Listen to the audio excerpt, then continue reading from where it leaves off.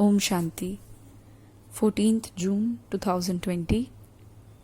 आज की बाप दादा की अव्यक्त मुरली की जो हेडिंग है वो है बाप दादा की आशा, संपूर्ण और संपन्न बनो।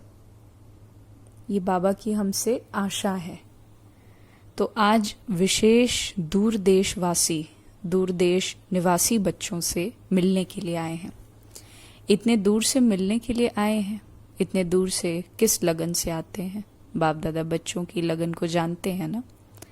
एक तरफ दिल के मिलन की लगन है और दूसरे तरफ बाप से मिलने के लिए धैर्य भी धरा है।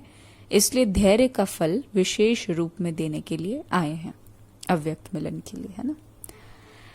विशेष मिलने के लिए आए हैं। सभी डबल विदेशी बच्चों के स्नेह के संकल्प, दिल से मिलन के उमंग हर समय बाप दादा देखते और सुनते रहते हैं। दूर बैठे भी स्नेह के कारण समीप हैं। बाप दादा हर समय देखते हैं कि कैसे रात रात जागरण कर बच्चे दृष्टि और वाइब्रेशन से स्नेह और शक्ति कैच करते हैं। आज विशेष मुरली चलाने, बाबा कहते हैं आज विशेष मुरली चलाने के लिए नहीं आए हैं।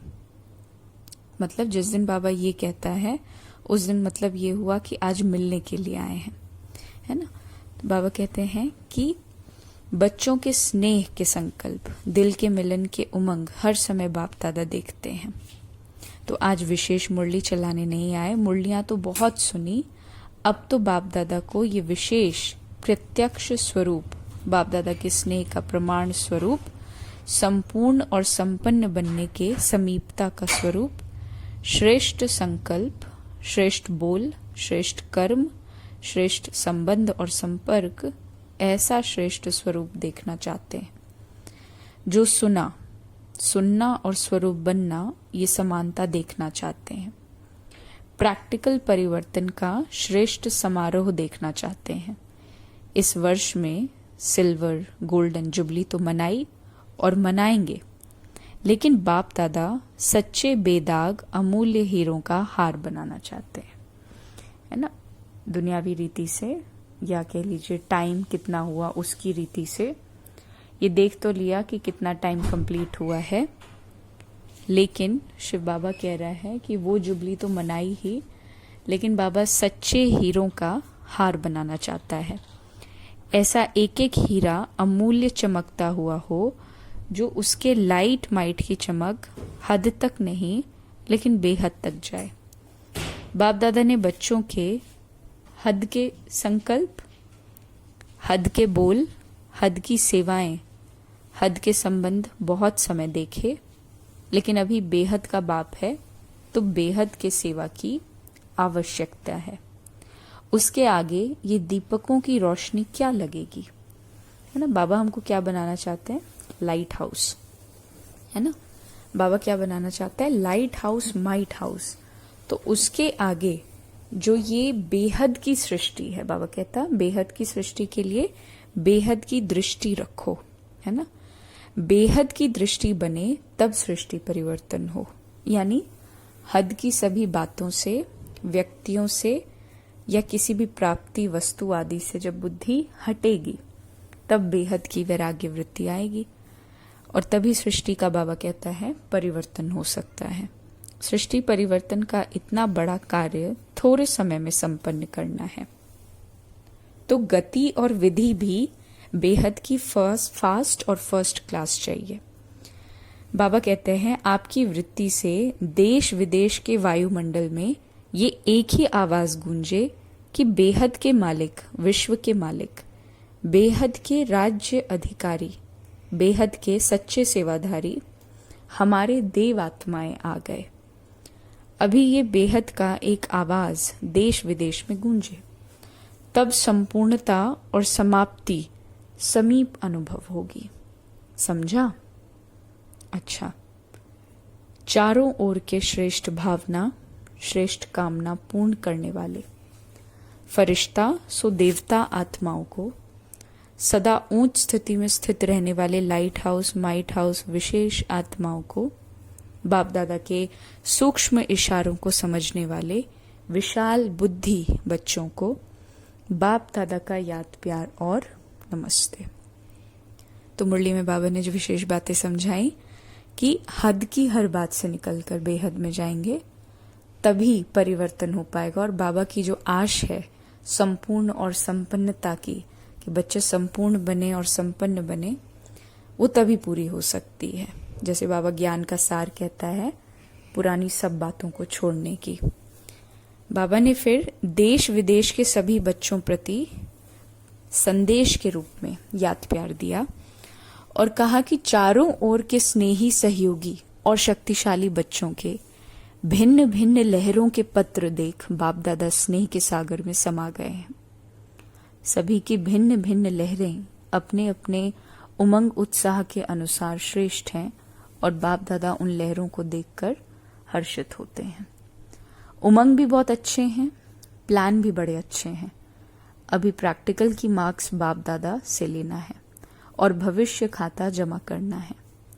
इस समय बाप दादा प्रैक्टिकल कोर्स की मार्क्स हर बच्चे की नोट भी कर रहे हैं और ये वर्ष विशेष प्रैक्टिकल कोर्स और प्रैक्टिकल फोर्स की एक्स्ट्रा मार्क्स लेने का है। इसलिए जो इशारे समय प्रति समय मिले हैं उन इशारों को हर एक स्वयं प्रति समझकर प्रैक्टिकल में लाए। केवल थ्योरी में नहीं, केवल मुरली तक वो बात ना रहे, प्रैक्टिकल लाइफ में वो चीज इम्प्लीमेंट हो तो नंबर 1 ले सकते हैं।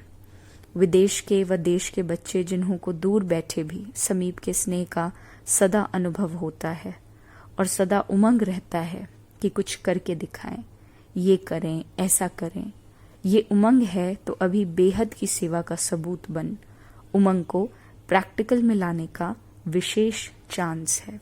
इसलिए उड़ती कला की रेस करो, याद में, सेवा में, दिव्य गुण मूर्त बनने में और साथ साथ ज्ञान स्वरूप बन ज्ञान चर्चा करने में।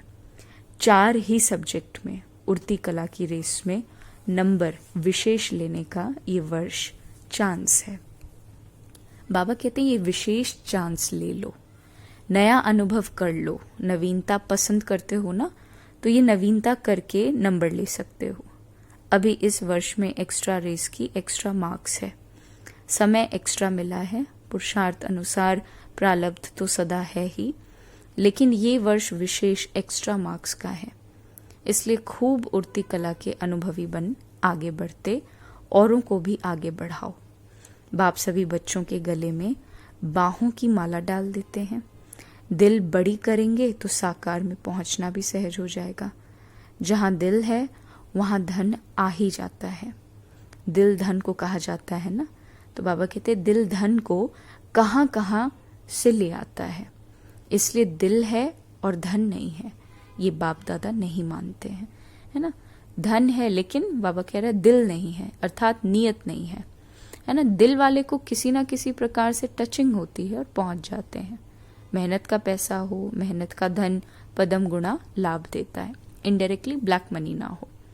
याद करते करते कमाते हैं ना, तो याद के खाते में जमा हो जाता है और पहुंच भी जाता है। अच्छा, तो सभी अपने अपने नाम और विशेषता से बाहों की माला सहित याद प्यार स्वीकार करना। फिर जो सिल्वर जुबली में टीचर्स आई थी, उन बहनों के प्रति बाबा ने बोला था कि सभी ने सिल्वर जुबली मनाई। बनना तो गोल्डन एज्ड है, सिल्वर तो नहीं बनना ना। गोल्डन एज्ड बनने के लिए इस वर्ष क्या प्लान बनाया है? सेवा का प्लान तो बनाते ही हो, लेकिन स्व परिवर्तन और बेहद का परिवर्तन, उसके लिए क्या प्लान बनाया है? ये तो अपने अपने स्थान का प्लान बनाते हो कि ये करेंगे, ये करेंगे, लेकिन आदि निमित्त हो तो बेहद के प्लान वाले हो। ऐसे बुद्धि में इमर्ज होता है कि हमें इतने सारे विश्व का कल्याण करना है। ये इमर्ज होता है या समझते हो कि ये तो जिनका काम है वही जाने। कभी बेहद का ख्याल आता है या अपने ही स्थानों का ख्याल रहता है ना। नाम ही है विश्व कल्याणकारी, फलाने स्थान के कल्याणकारी तो नहीं कहते, लेकिन बेहद सेवा का क्या संकल्प चलता है। बेहद के मालिक बनना है ना, स्टेट के मालिक तो नहीं बनना। सेवाधारी निमित्त आत्माओं में जब ये लहर पैदा हो, तब वो लहर औरों में भी पैदा होगी। अगर आप लोगों में ये लहर नहीं होगी तो दूसरों में नहीं आ सकती। तो सदा बेहद के अधिकारी समझ बेहद का प्लान बनाओ। पहली मुख्य बात यह है कि किसी भी प्रकार के हद के बंधन में बंधे हुए तो नहीं है ना। बंधन मुक्त ही बेहद की सेवा में सफल होंगे। यहाँ ही ये प्रत्यक्ष होता जा रहा है और होता रहेगा। तो इस वर्ष में क्या विशेषता दिखाएंगे? बाबा कह रहे हैं इस वर्ष में क्या विशेषता दिखाएं। और ऊपर बाबा ने कहा हद के संबंध में, है ना, जो बेहद का संबंध है बाबा के साथ, या बाबा कहता है ईश्वरीय परिवार के साथ, तो बेहद के संबंध में सहयोग की शक्ति के साथ आगे बढ़ना है। लेकिन जितने भी हद के संबंध हैं, जिनका केवल हद से ही लेना देना है, बेहद से कोई लेना देना ही नहीं, बेहद में वृत्ति जाती ही नहीं, तो बाबा कहता है वो चेकिंग करो कि कहीं तुम हद के किसी संबंध में अटके हुए तो नहीं हो। तो बाबा कहते हैं अगर आप लोगों में ये लहर नहीं होगी तो दूसरों में नहीं आ सकती। किसी भी प्रकार के हद के बंधन में नहीं बंधना, बंधन मुक्त ही सेवा में सफल होंगे। बाबा कहते हैं दृढ़ संकल्प तो हर वर्ष करते हो, जब भी कोई ऐसा चांस बनता है उसमें भी दृढ़ संकल्प तो करते ही हो और कराते भी हो। तो दृढ़ संकल्प लेना भी कॉमन हो गया है। कहने में दृढ़ संकल्प आता है लेकिन होता है केवल संकल्प। अगर दृढ़ होता तो दोबारा नहीं लेना पड़ता। दृढ़ संकल्प ये शब्द कॉमन हो गया है।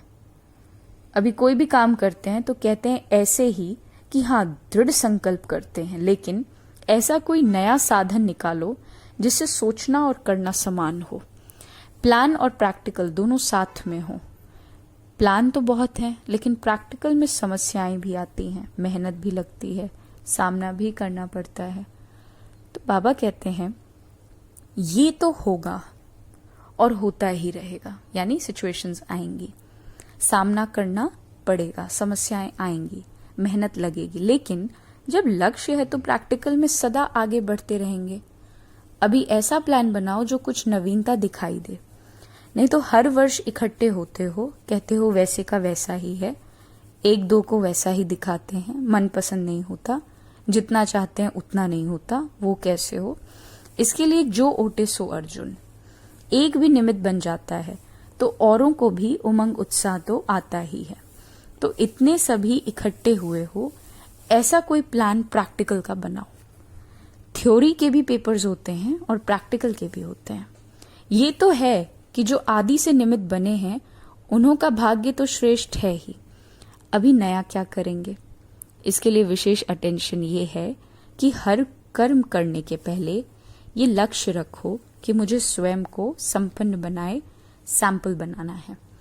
अब जब शिव बाबा कहता है कि आदि से लेकर जो है वो भाग्यवान तो हैं ही, है ना, तो इसका मतलब ये नहीं कि जो बाद में आए उनका पुरुषार्थ ये सोच करके ढीला हो जाए, है ना। जो आदि में आए उनके लिए पेपर क्या था कि बाबा कहता था विनाश हुआ पड़ा है, विनाश हुआ कि हुआ, और एक लंबा टाइम बीत गया, 84 इयर्स बीत गए।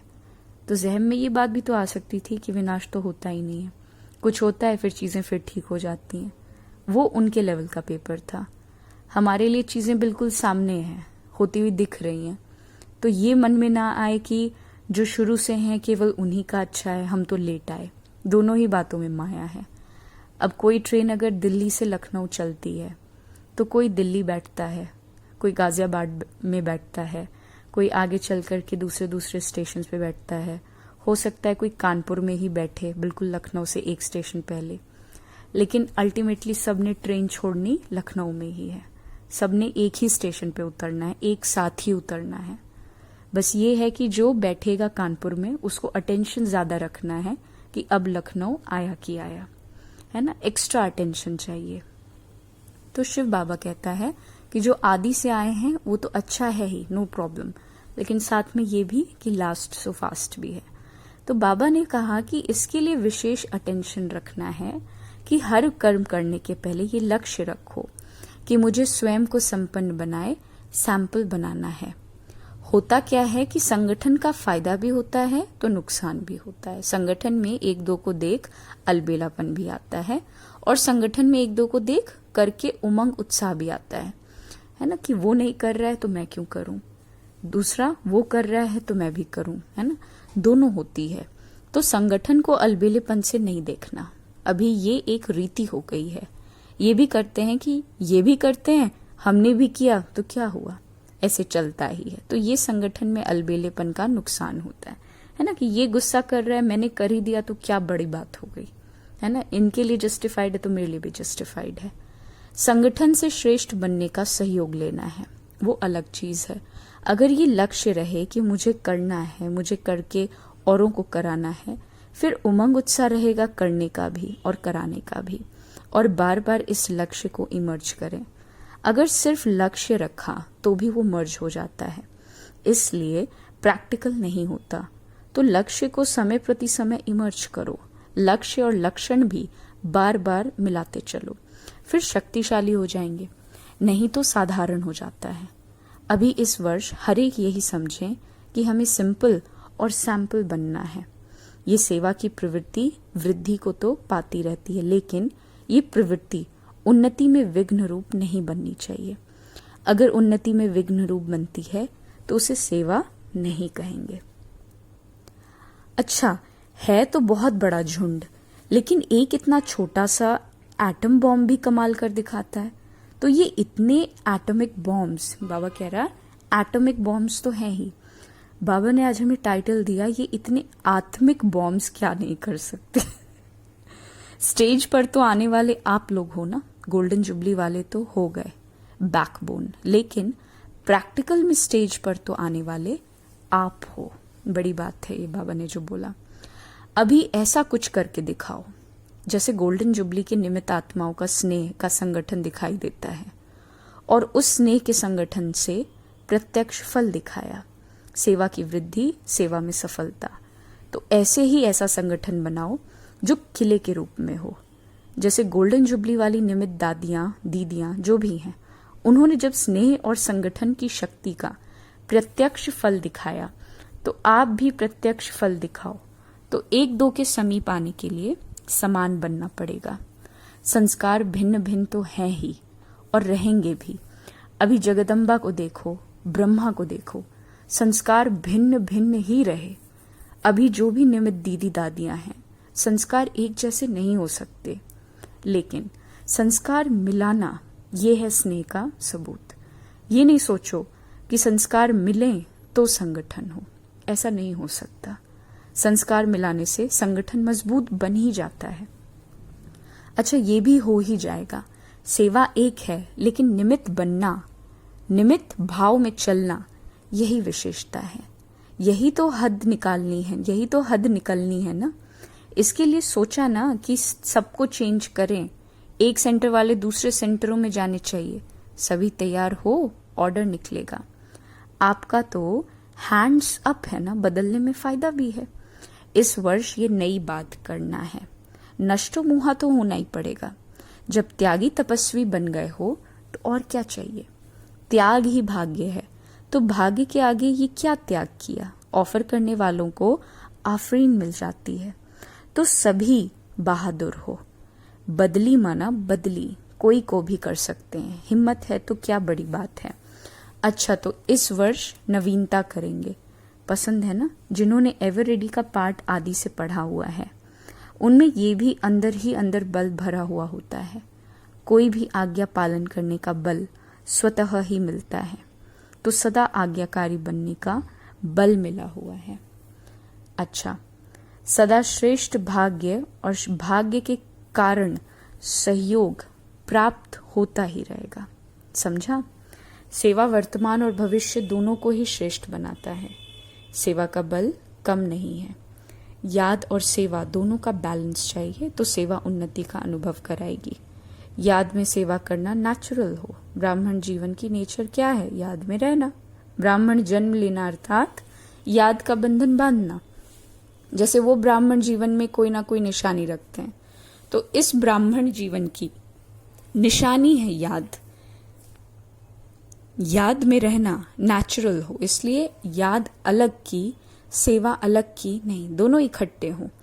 इतना टाइम कहाँ है जो याद अलग करो, सेवा अलग करो। इसलिए याद और सेवा सदा साथ हो। इसी में अनुभवी बनना है, सफलता भी प्राप्त करना है। अच्छा, मीठे मीठे सिकिलदे बच्चों प्रति माता पिता बाप दादा का याद प्यार और गुड मॉर्निंग। रूहानी बाप की रूहानी बच्चों को नमस्ते।